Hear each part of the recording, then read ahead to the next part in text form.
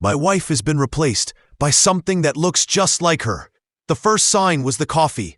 I stood frozen in the kitchen doorway that Tuesday morning, watching as Emily poured herself a cup of black coffee.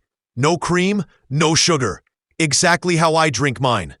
Except Emily hated coffee, had never touched it in the 10 years we'd been married.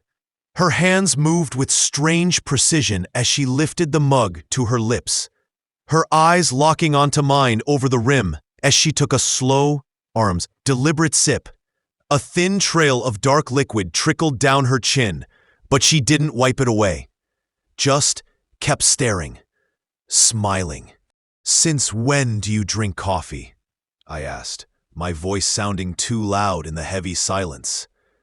Her head tilted slightly to the left, just a fraction too far. "I felt like trying something new," she said. The words were right, but the cadence was wrong.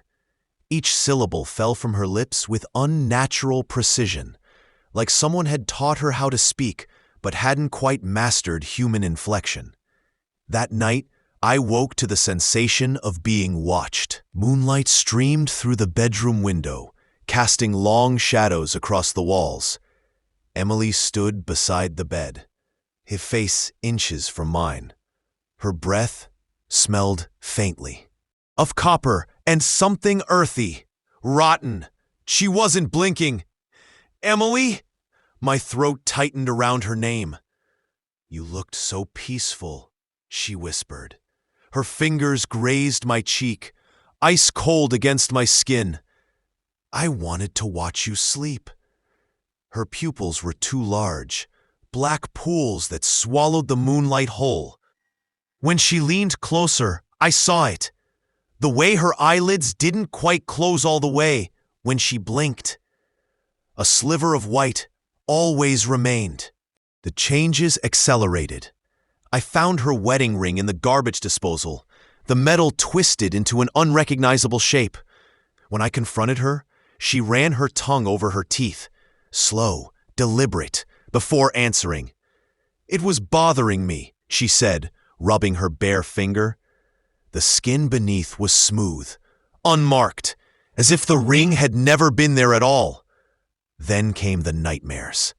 I'd wake to the sound of wet, tearing noises from the kitchen. 3 nights in a row. I found her hunched over the counter, her face buried in a package of raw meat. Blood smeared across her lips and chin as she turned to me, a chunk of glistening red flesh dangling from her fingers. "Do you want some?" she asked, her voice guttural, almost hungry. The worst part?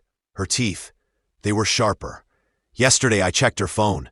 The screen lit up with a gallery of photos, hundreds of them, all of me, sleeping, showering, standing in the backyard with my back turned. The timestamps spanned weeks, months. The most recent was taken 5 minutes prior, a close-up of my face, from inside the closet. My blood turned to ice. Behind me, the closet door stood slightly ajar. Last night, I finally snapped. "Who the hell are you?" I demanded, backing away as she stepped toward me. Her movements were too fluid, too precise, like a marionette learning how its strings worked. She smiled. Too wide, too many teeth.